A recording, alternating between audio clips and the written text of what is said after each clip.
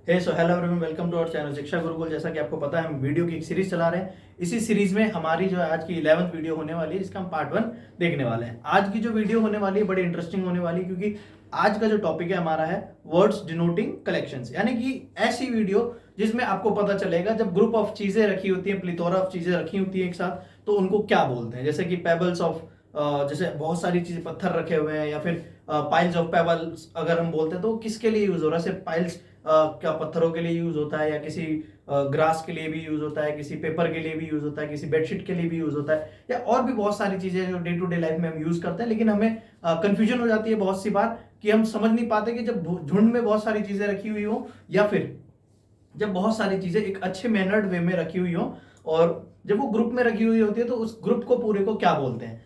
चलते हैं without wasting time अपनी वीडियो की तरफ और सीखते हैं आज कुछ नए वर्ड्स। आज का जैसा कि आपको टॉपिक पता है, वर्ड्स डिनोटिंग कलेक्शंस है, यानी कि ऐसे वर्ड्स जो कलेक्शंस को बताते हैं, नहीं ग्रुप ऑफ चीजों को बताते हैं, इकट्ठा बताते हैं। जैसे आर्मी में देखोगे आप कि अगर एक व्यक्ति है तो उसको सोल्जर बोलते हैं, लेकिन पूरी की पूरी अगर फौज खड़ी हो तो उसको आर्मी बोलते हैं। एक पर्टिकुलर कोई डेडिकेटेड कोई पर्टिकुलर कोई रीजन में है या कोई रीजनल आर्मी है तो उसको रेजिमेंट बोला जाता है। इसी तरह से बहुत सारी चीजें हैं जिनका ग्रुप होता है और ग्रुप को एक पर्टिकुलर नाम से बुलाया जाता है। चलते हैं देखते हैं। पहला है एक क्लस्टर और गैलेक्सी ऑफ स्टार्स। एक क्लस्टर और गैलेक्सी ऑफ स्टार्स, यानी कि जितने भी स्टार्स हैं जब वो बहुत सारे इकट्ठे होते हैं तो उसको क्लस्टर बोला जाता है, यानी कि तारों का एक समूह, तारों का एक समूह। इसके बाद है an orchard of fruit trees. An orchard of fruit trees, यानी कि फलों का बाग या बगीचा, फलों का बाग या बगीचा, ठीक है।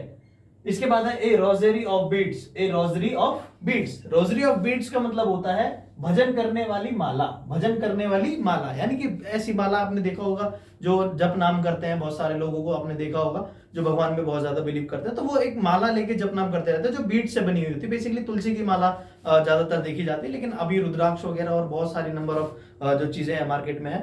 उनमें से एक ये है रोजरी ऑफ बीड्स, यानी कि भजन करने वाली माला। फिर है इसके बाद बेबी ऑफ लेडीज या गर्ल्स या क्वेल्स भी आप बोल सकते हो, यानी कि औरतों का या लड़कियों का समूह या झुंड आप कह सकते हैं, ठीक है। इसके बाद है बंच ऑफ गार्लैंड। गार्लैंड मतलब माला होता है, तो bunch of garland of flowers, यानी कि फूलों का गुच्छा या फूलों की माला, फूलों का गुच्छा या फूलों की माला। आप फिगर भी हमने साथ साथ ऐड ऑन कर दिए ताकि आपको कंफ्यूजन ना हो और आपको चीजें आपकी ईज के लिए बहुत आसानी से समझ में आ जाए। इसके बाद है a turf of plants. A turf of plants, यानी कि पौधों का झुंड, यानी बहुत सारे पौधे जो छोटे छोटे प्लांट होते हैं, पॉट वाले प्लांट जो होते हैं, अगर इकट्ठे रखे हो तो उनको टर्फ बोलते हैं। ए स्टाफ ऑफ टीचर, जैसे आप जब स्कूल जाते हैं तो आपके स्कूल में एक स्टाफ रूम होता है जहाँ पे बहुत सारे टीचर एक साथ बैठे हुए होते हैं, अपनी मीटिंग डिस्कस करते हैं, अपनी चीजों को डिस्कस करते हैं, और उनका वो रेस्ट रूम भी माना जाता है। तो जहां पे बहुत सारे टीचर होते हैं इकट्ठे एक साथ बैठे हुए होते हैं, उनको स्टाफ रूम बोल देते हैं। तो स्टाफ यानी कि वो सारे teacher, A staff of teachers, यानी अध्यापकों का समूह, अध्यापकों का समूह। इसके बाद है एक क्विवर ऑफ एरोज, यानी कि तीरों का तरकश। आपने अगर रामायण देखी है तो लक्ष्मण के पीछे आपने देखा होगा, लक्ष्मण जी के पीछे बैक में एक बैग टाइप का होता है जिसमें बहुत सारे एरोज रखे हुए होते हैं, उसी को तरकश बोलते हैं। तो यहां पर है quiver of arrows, quiver of arrows, यानी कि तीरों का तरकश। इसके बाद है a battalion of soldiers. A battalion of soldiers, अभी मैंने आपको बताया कि रेजिमेंट बोला जाता है और बटालियन बोला जाता है। तो अगर एक व्यक्ति है तो वो फौजी कहलाएगा, सोल्जर कहलाएगा, लेकिन अगर बहुत सारे लोग हैं तो उसको पूरी की पूरी आर्मी या फौज बोला जाता है, ठीक है। तो यहां पर है सिपाहियों की एक बटालियन, सिपाहियों की एक बटालियन, ठीक है। इसके बाद है an O a O of tree. A O of tree, यानी कि पेड़ों की कतार, पेड़ों की कतार। फिर है an exhibition of paintings. An exhibition of paintings, इसका मतलब क्या है? चित्रों की प्रदर्शनी, चित्रों की प्रदर्शनी। आपने देखा होगा मोनालिसा की पेंटिंग हो गई, या और भी अगर आपने वेलकम, एक मूवी है, बड़ी अच्छी मूवी है, उसमें आपने देखा होगा अनिल कपूर जब अपनी मूवी जो पेंटिंग ड्रॉ करते हैं तो उसको एक एग्जीबिशन में लगाते हैं, जो घोड़े की दुनिया की सफेद एमएफ हुसैन के टक्कर पे पेंटिंग बनाते हैं तो वो उस प्लेस को एग्जीबिशन प्लेस बोला जाता है। यहां पर है एन एग्जीबिशन ऑफ पेंटिंग्स, यानी कि चित्रों की प्रदर्शनी।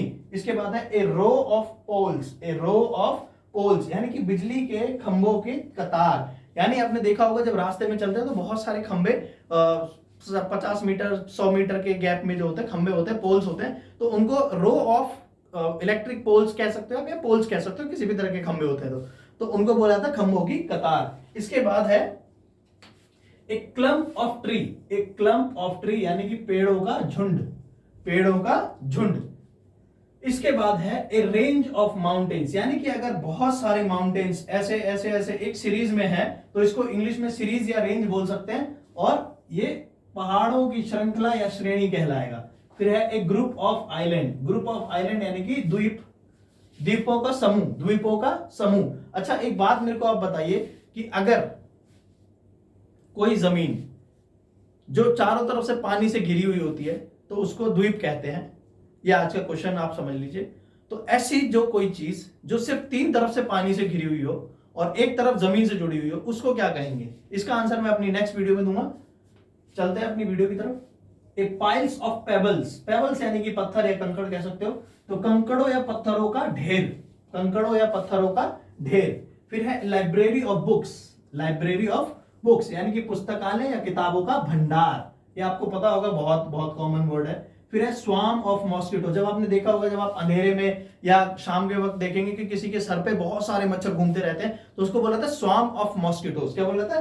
Swarm of mosquitoes. इसके बाद है एक Galaxy of heavenly bodies, Galaxy of heavenly bodies यानी कि ऐसे बॉडीज जो आकाश में या आकाशीय पिंडों में, पिंड बेसिकली बॉडी होती है या कोई भी पत्थर से बनी, चट्टान से बनी कोई भी चीज होती है, तो आकाशीय पिंडों या नक्षत्रों का समूह एक गैलेक्सी ऑफ हेवनली बॉडीज कहलाता है। फिर इसके बाद है a pack of hounds, a pack of hounds यानी शिकारी कुत्तों का समूह, शिकारी कुत्तों का समूह। सो आज की वीडियो में इतना ही है। मैंने आपसे जो क्वेश्चन पूछा आई होप आप आंसर करेंगे। सो तब तक के लिए थैंक यू, बाय बाय। मिलते हैं अपनी नेक्स्ट वीडियो में, तब तक आप सीखिए चीजों को और समझिए।